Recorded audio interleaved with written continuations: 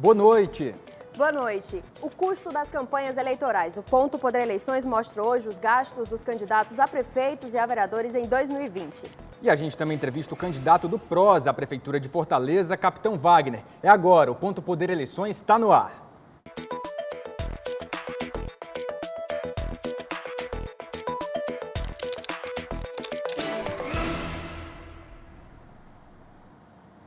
Boa noite. Ponto Poder Eleições está começando e a gente fala hoje dos gastos dos candidatos que disputaram o primeiro turno em todo o Ceará. Já são 182 prefeitos eleitos, centenas de vereadores, mas alguns gastaram bastante e não foram eleitos. Quem mostra pra gente é a repórter Luana Barros. Para tentar se eleger em 2020, os candidatos no Ceará investiram nas campanhas. Tanto recursos públicos como vindos de doações individuais foram gastos para tentar chegar mais próximo do eleitor. Mas em alguns casos o resultado não foi o esperado. Entre os 10 candidatos a prefeito no Ceará que mais gastaram na campanha, 5 não foram eleitos. Outros 3 disputam o segundo turno em Fortaleza ou em Caucaia. Só 2 da lista foram eleitos já no primeiro turno, em Maracanaú e Sobral. Em todo o estado, a média de gastos dos candidatos eleitos foi de pouco mais de R$ 97 mil, enquanto os não eleitos gastaram em média mais de R$ 74 mil. Já para a Câmara Municipal de Fortaleza, dos 10 que mais gastaram na campanha, apenas 3 foram eleitos vereadores. 5 estão na suplência das cadeiras do Legislativo e outros 2 não foram eleitos. Em média, os candidatos a vereador eleitos em Fortaleza investiram cerca de R$ 53 mil na campanha. A declaração de gastos dos candidatos ainda pode mudar. As informações são atualizadas diariamente e nem todos forneceram os dados para o Tribunal Superior Eleitoral. Por conta da pandemia, o prazo para apresentar a prestação de contas à Justiça Eleitoral também mudou. Os eleitos têm até o dia 15 de dezembro, enquanto os não eleitos têm até 8 de março de 2021. Mesmo com os recursos investidos, os gastos não são o mais importante para o sucesso da campanha. As estratégias eleitorais e a comunicação com o eleitorado devem ser a prioridade. Nem sempre isso significa mais gastos. Aquele candidato que melhor soube se conectar, que utilizou os meios disponíveis, nesse ano tão atípico de pandemia, ano em que todas as esferas da sociedade foram afetadas. No campo político não seria diferente. Então, aquele candidato que produziu um discurso, que conseguiu levantar suas bandeiras e, sobretudo, utilizou as ferramentas disponíveis para difundir a sua campanha, este se saiu vitorioso. Segundo esta cientista política, o empenho dos candidatos desde antes do período eleitoral também reflete nos gastos. Muitos candidatos, eles fazem investimentos ao longo da formação de uma base eleitoral. E aí, claro, no período das campanhas, eles acabam não investindo tantos recursos financeiros porque já tem uma base sólida em virtude das ações assistenciais que desenvolvem nos seus bairros, nas suas comunidades. E um outro aspecto diz respeito àqueles candidatos que conhecem essa linguagem das novas tecnologias de comunicação, conhecem muito bem os mecanismos que garantem um maior impulsionamento das suas postagens, sobretudo nas mídias sociais. Bom, e hoje também teve novidade em Juazeiro do Norte. O prefeito eleito no município, Gleidson Bezerra, do Podemos, que tinha tido o registro de candidatura indeferido pela Justiça Eleitoral, agora está apto a tomar posse no próximo dia 1º de janeiro. O Pleno do Tribunal Regional Eleitoral do Ceará julgou hoje o recurso dele. O argumento para o indeferimento é que ele não havia se desincompatibilizado a tempo do cargo que ocupa na Polícia Civil. Ele recorreu, disse e mostrou que houve sim esse afastamento do cargo para disputar a eleição e, portanto, agora ele pode tomar posse no dia 1º de janeiro. A diplomação dos eleitos ela pode acontecer até o dia 18 de dezembro. Hoje, depois da decisão do TRE, o prefeito eleito de Juazeiro, Gleidson Bezerra, falou sobre como tem feito a transição de governo. Vamos conferir. Apesar das dificuldades em que nós criamos uma expectativa de que esse julgamento sairia num dia e outro avançando, nos últimos dias eu resolvi realmente me dedicar, em meio a essa correria, à formatação dessa equipe de transição. A equipe está formada, está montada, já teve 2 reuniões e agora nós estamos aguardando tão somente os nomes indicados pela Prefeitura Municipal para ir a fundo em busca dessas informações necessárias nesse período, né? Questão contratual, de convênios, de licitações em aberto, obras, folha de pagamento, enfim, essa série de informações que são necessárias para a gente começar um governo minimamente a par de toda essa situação. E a gente segue falando da disputa aqui em Fortaleza. Hoje, ambos os candidatos que disputam o segundo turno, Sarto Nogueira do PDT e Capitão Wagner do PROS, cumpriram a agenda pela cidade. E a gente confere agora como foi o dia do candidato Sarto Nogueira. Sarto Nogueira do PDT participou de reuniões internas e gravações de propagandas eleitorais. Ele também se reuniu com os suplentes de vereador de partidos aliados.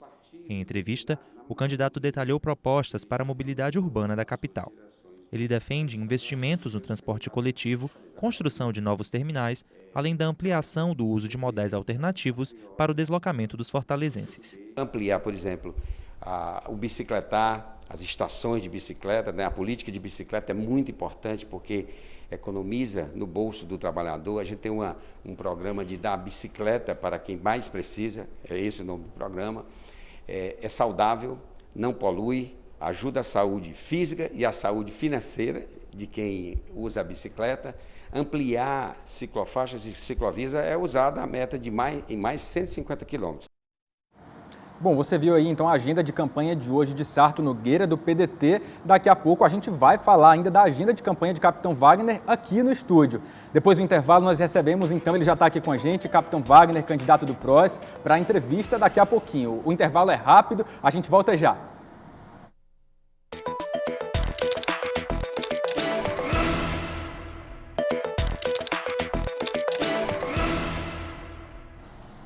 Ponto Poder Eleições está de volta e nesse segundo bloco do programa de hoje nós entrevistamos o candidato do PROS à Prefeitura de Fortaleza, Capitão Wagner. Ele já está aqui com a gente no estúdio, mas antes da entrevista nós vamos conferir um rápido perfil do candidato. Wagner Souza Gomes, o Capitão Wagner, tem 41 anos e faz parte da reserva da Polícia Militar. Já foi eleito vereador, deputado estadual e deputado federal, nas 3 ocasiões como mais votado. Teve a carreira política impulsionada pela paralisação da PM, ocorrida no final de 2011. Capitão Wagner tenta pela segunda vez chegar à Prefeitura de Fortaleza. Presidente estadual do PROS, ele tem a segunda maior coligação da disputa, com 9 partidos. Se credenciou para o segundo turno com mais de 426 mil votos, pouco mais de 33%. Capitão Wagner tem como candidata a vice a advogada Camila Cardoso. E a gente começa agora a entrevista com o candidato Capitão Wagner, que terá a duração de 15 minutos, cujo tempo começa a contar a partir de agora. Boa noite, candidato. Boa noite, Jéssica. Boa noite, William. Boa noite ao telespectador. Um prazer estar aqui novamente. Candidato, o transporte coletivo nesse contexto da pandemia ganhou novos contornos, né? Aqui em Fortaleza ainda há problemas com lotação, especialmente no horário de picos, rotas dos ônibus que estão desatualizadas dado o crescimento da cidade. Não há proposta sobre o transporte coletivo no plano de governo do senhor. Então, gostaria de saber quais são as propostas do senhor para melhorar o transporte coletivo, especialmente no que diz respeito aos ônibus, às topiques. Hoje, o transporte coletivo de Fortaleza ele foi ampliado com várias modalidades, além do transporte coletivo tradicional, além do ônibus, da topic, além do mototáxi, que não é coletivo, é individual, além do táxi, nós temos hoje os motoristas de aplicativo e outras modalidades de transporte que precisam, logicamente, uma atenção especial por parte do gestor. A grande dificuldade do nosso transporte coletivo é que ele ofereça para o cidadão incentivos para que ele possa ser utilizado. Hoje as pessoas preferem utilizar ou o transporte próprio ou outro tipo de modalidade em detrimento do ônibus. O ônibus, além de ser superlotado, ele é desconfortável, ele não oferece seguranças para as pessoas que utilizam essa modalidade. A primeira iniciativa que a gente vai adotar é garantir a segurança com um programa que a gente chama de Segurança na Parada. Os horários de começo da manhã, o horário de meio-dia às 14 horas e o período noturno, no final da noite, são horários que têm uma incidência muito grande de assaltos em parada de ônibus. É por conta disso que a gente vai criar dentro da Guarda Municipal uma equipe de motopatrulhamento que vai patrulhar essas paradas de ônibus, evitando assim que os assaltos ocorram com tanta incidência. Existe um outro problema também relacionado aos assaltos que ocorrem dentro do transporte coletivo. A gente tem uma ideia de implementar um vídeo monitoramento interno nos ônibus, bem como equipes de guardas municipais disfarçados que vão trabalhar não em todas as linhas, não em todos os ônibus, mas conforme a estatística que é apresentada pelo Sindônibus, fazendo com que a gente possa oferecer a segurança. Além da segurança, a gente vai ter que ampliar o número de linhas. Hoje, o transporte alternativo, que você citou, as Topics, perderam várias linhas que existiam em virtude de um acordo da Prefeitura com o Sindônibus. A gente vai rediscutir essas linhas, essas vagas da Cotraps que foram perdidas, bem como conversar com o Sindônibus para ampliar o número de ônibus na rede. Candidato, eu queria que a gente falasse agora sobre educação. Uma das suas propostas para a área ela diz respeito à criação de escolas cívico-militares aqui em Fortaleza e um eventual governo do senhor. Eu queria que a gente falasse um pouco mais sobre essa proposta. Como é que seria? Haveria uma instituição militar, por exemplo, na participação direta, ou seja, presença de militares também na implementação dessa proposta, ou seria mais para a transposição desse modelo de educação para a rede municipal? Excelente pergunta, William, até porque a gente tem uma adesão muito grande dessa proposta. A cidade de Fortaleza é dividida em 121 bairros que são divididos em 39 territórios. Esses 39 territórios a gente vai chamar de superbairros. Cada superbairro vai ter uma praça modelo, com a guarda municipal garantindo a segurança preventiva, com vídeo monitoramento. Vai ter um posto de saúde modelo, onde, além de oferecer os serviços de saúde tradicionais, a gente vai ter uma atenção muito especial com a mulher e as crianças. E também vamos ter escola cívico-militar. A nossa ideia de educação não é somente a escola cívico-militar, a gente quer ampliar a rede de educação em tempo integral, mas a escola cívico-militar indiscutivelmente é uma referência positiva.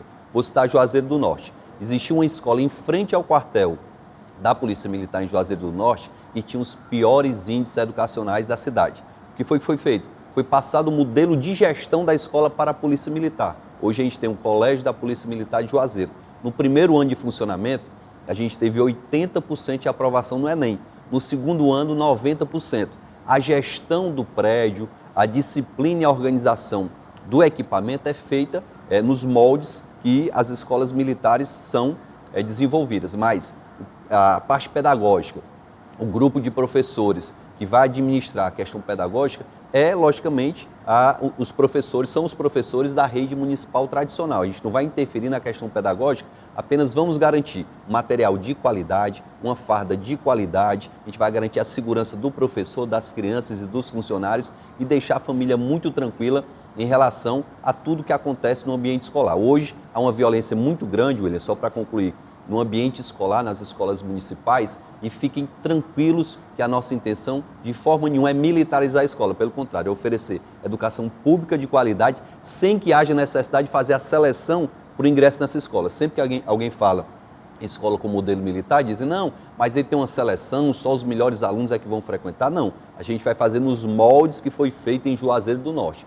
Não teve seleção inicial para que as crianças ingressassem naquela escola. Eram as mesmas crianças, os mesmos professores, só a gestão que foi feita no modelo militar. Ainda sobre essa proposta, candidato, o senhor deixou claro aí já na resposta, né, que a ideia não é levar esse modelo nesse momento para toda a rede. Claro, haverá a adoção do modelo tradicional no restante da rede municipal. Mas o senhor considera ampliar esse modelo da escola cívico-militar para mais escolas da rede municipal, caso seja eleito? Além do número que o senhor já coloca agora. A ideia inicial é de 20 escolas, como a gente colocou de forma muito prática e objetiva no nosso plano de governo. E, logicamente, que à medida que isso for bem aceito pela população, à medida que os resultados forem exitosos, a gente pode ampliar essa rede ou não. São mais de 400 escolas no município de Fortaleza. A gente está propondo que 5% ou menos de 5% sejam escolas cívico-militares com esse modelo de gestão, repito, sem interferir no plano de cargos e carreira do professor. O professor que hoje está na rede municipal é o mesmo professor que vai estar nessa escola. Candidato, agora falando da trajetória política do senhor, desde 2012, a cada 2 anos, o senhor disputa um pleito, é candidato. Se eleito para a Prefeitura de Fortaleza, o senhor vai concluir os 4 anos de mandato? Assim como concluí os 4 anos de deputado estadual, vou concluir sim os 4 anos de prefeito. Não é fácil conduzir a 5ª capital do país, não há como imaginar que de repente a gente vai disputar essa eleição para prefeito, vai vencer a eleição e de repente, em abril de 2022, renunciar ao mandato para concorrer à eleição para governador. Eu sei que muitas pessoas torcem pela ausência de novas lideranças no estado, que a gente venha a disputar essa eleição para governador em 2022, mas não há como, em 1 ano e 4 meses, a gente organizar a cidade de Fortaleza de forma a conquistar o carinho e o apoio de todo o povo cearense e, de repente, abandonar, renunciar e disputar a eleição para governador. Ganhando a eleição, sendo eleito prefeito, eu concluo meu mandato tranquilamente, sem qualquer dúvida. Agora, falando do seu arco de alianças, candidato, na sua coligação e no seu arco de alianças, há a presença de muitas lideranças políticas ligadas à pauta conservadora, a movimentos religiosos. Caso o senhor seja eleito, essas mesmas referências vão nortear a formação de um eventual secretariado? Olha, William, a maior prova é de que isso não é o norte para a formação do nosso secretariado, que a gente tem na nossa equipe econômica, Geraldo Luciano, um dos maiores executivos de sucesso do estado do Ceará. Nós temos Marcos Holanda, que foi presidente do BNB e uma referência em termos de economia. Temos o Igor Lucena e vários outros economistas que são respeitados na nossa cidade. A gente dialoga sem qualquer dificuldade com qualquer que seja o integrante da sociedade fortalezense. A gente tem feito isso com muita intensidade nesses 4 anos que a gente trilhou para chegar aqui com a condição de governabilidade, com a condição de selecionar os melhores técnicos para ocupar as funções da gestão. Diferentemente do nosso adversário, que deve estar muito preocupado como é que ele vai dividir o cargo para 16 partidos, cada um com uma sanha muito grande de ocupar espaços na gestão, eu não tenho compromisso com nenhum partido político. Meu compromisso é com o cidadão fortalezense e para mim é muito tranquilo chegar nesse segundo turno sem qualquer amarra em relação à questão dos cargos. Ganhando a eleição, a partir de segunda-feira eu vou sentar com a minha equipe, vou ver quais são os técnicos que estão à disposição para ocupar cada espaço da gestão, fazendo a reforma administrativa necessária para que a gente tenha o dinheiro suficiente, por exemplo, para implementar o auxílio emergencial do município de Fortaleza. A gente sabe que a questão econômica é uma grande preocupação dos gestores, mas a minha maior preocupação é continuar vendo pessoas nas ruas morrendo de fome. Quem dá uma voltinha ali pela Praça do Ferreira, pelo centro da cidade, fica, sem sombra de dúvidas, indignado em ver tantas pessoas em situação de rua sem ter sequer a garantia do seu alimento. É por conta disso que a gente já teve a equipe econômica que avaliou essa proposta, é uma proposta palpável, ela custa para os cofres municipal, para o cofre municipal cerca de 24 milhões mensal e a gente tem condição de viabilizar essa proposta desde que o governo federal não dê continuidade à política do auxílio emergencial. Não dando continuidade, a Prefeitura de Fortaleza vai encarar esse desafio. Candidato, essa disputa de segundo turno ela é a mais curta da história, foram em menos de 15 dias, estão sendo. Dias. E eu gostaria de saber do senhor, assim, que nesse período, assim, na sua avaliação, que tema ficou fora dos debates, ficou em segundo plano e o que o senhor gostaria de ter posto mais em evidência? Olha, hoje mesmo eu li a coluna do Inácio, o Inácio que faz parte do Sistema Verdes Mares, ele reclamava que a gente debateu muito pouco a cidade e as soluções para os problemas da cidade. Infelizmente, os nossos adversários tentaram nacionalizar o debate, levaram para uma disputa de 2022 que está distante, mas eu tentei focar as minhas propostas e as minhas soluções aqui para a cidade de Fortaleza. Logicamente, quando fui atacado, tive que me defender, tive que contra-atacar em alguns pontos também e senti realmente a falta de debater os problemas da cidade. Como você me perguntou no começo da entrevista, a questão do transporte público, a mobilidade urbana, de que forma a gente vai administrar a cidade com um recurso que é limitado e uma demanda pública que é limitada. A gente vai ter, a partir do próximo ano, uma demanda muito grande na saúde pública, porque cerca de 17 mil usuários de plano de saúde não tiveram condição de pagar esse plano de saúde, abandonaram o plano e estão indo para a rede pública de saúde. A demanda em escolas públicas vai aumentar também, porque o desemprego que existe hoje em Fortaleza faz com que os pais, não tendo condição de pagar uma escola particular, tenham que matricular seus filhos na escola pública. Esse é um grande desafio, ter o recurso suficiente para garantir que essas políticas públicas vão prosseguir sem qualquer dificuldade. Candidato, eu queria que a gente falasse agora sobre um tema também importante, que são as minorias em Fortaleza. Fortaleza é uma cidade muito desigual, e isso, claro, coloca em risco várias populações que ficam em situação de vulnerabilidade, inclusive muitas minorias. Qual que é a proposta do senhor para especialmente minorias como a população LGBT ou outras minorias? Como é que o senhor pretende garantir cidadania, direitos para essas populações? Olha, primeiro a gente tem que tratar toda e qualquer minoria com o maior respeito possível. Eu acho que a melhor forma de demonstrar respeito é tratando essas minorias como você trata a maioria. Você não pode tratar o branco diferente do negro. Você não pode tratar, de repente, uma pessoa que é heterossexual diferente de um homossexual. O nosso plano de governo é muito claro em relação a isso, principalmente na garantia da inserção no mercado de trabalho. A grande reclamação que a gente vê em relação ao público negro, em relação ao público LGBT, é que há um certo preconceito na inserção deles no mercado de trabalho. A gente quer qualificar a mão de obra dessas pessoas, a gente vai identificar essas pessoas dentro da sociedade fortalezense e a partir de um reforço na qualificação profissional e na parceria com o setor produtivo, a gente vai conseguir sim garantir a inserção deles no mercado de trabalho e um tratamento digno em qualquer que seja a circunstância. seja no atendimento em um equipamento municipal de saúde, seja no atendimento em um equipamento de educação, seja em qual for o ambiente, eu vou tratar todo cidadão fortalezense da mesma forma, com o mesmo respeito, não permitindo que haja qualquer desrespeito por ser parte da minoria. Candidato, há uma ansiedade geral pela vacina contra a Covid. Eu gostaria de saber do senhor. O senhor já sabe qual a estratégia do governo federal para a vacina e o que pretende fazer para trazê-la aqui para Fortaleza, caso eleito? Jéssica, o governo federal já garantiu a aquisição de 100 milhões de vacinas. É importante que o cidadão que está nos assistindo entenda que o estado do Ceará foi um dos estados mais afetados pela Covid-19. Aqui no Ceará morreram 9.500 pessoas, enquanto que na China, o país mais populoso do mundo, morreram apenas 4.653 pessoas. Então, mais do dobro aqui no estado do Ceará. A quantidade de infectados também, ela passou de todos os limites. A gente tinha um hospital de campanha que foi utilizado pela prefeitura para atender as pessoas e de repente foi desmobilizado sem qualquer justificativa por conta de um escândalo de corrupção. A gente tem um foco muito grande na vacina, que a vacina não só vai garantir a saúde das pessoas, como vai garantir também o retorno da atividade econômica. E como Fortaleza e o estado de Ceará estão nesse foco, a gente vai estar junto ao governo federal exigindo que a gente possa ter a garantia da quantidade de vacinas necessárias para atender toda a população fortalezense, até porque todo mundo está preocupado com esse surto que atingiu não só o estado de Ceará, mas todo o Brasil e o mundo. Candidato, nós ainda temos 1 minuto e 43 segundos de entrevista. Pergunto para o senhor, caso seja eleito, qual é a prioridade número 1 de um governo Capitão Wagner aqui em Fortaleza? Olha, a prioridade número 1 é relacionada principalmente à questão da segurança pública. A gente tem visto a cada dia a violência aumentar. A gente teve essa semana uma tragédia, um trabalhador, motorista de aplicativo, o Wilker Souza, que foi queimado vivo por integrantes de uma facção aqui numa cidade vizinha, a Fortaleza, que foi em Caucaia. Fortaleza, Caucaia. Infelizmente, a nossa região metropolitana está dominada pelo crime. E como prefeito, a gente tem que assumir a responsabilidade também em relação à segurança pública. A primeira prioridade vai ser em relação à segurança pública, em relação aos equipamentos de saúde, porque a gente entende que essa segunda onda já chegou. Nós estamos com cerca de 70% dos leitos de UTI ocupados por pessoas que estão com Covid-19 e a gente tem que garantir, em parceria com a rede conveniada, que existam leitos suficientes para atender todas as pessoas que porventura venham a adoecer. É uma prioridade também na nossa gestão.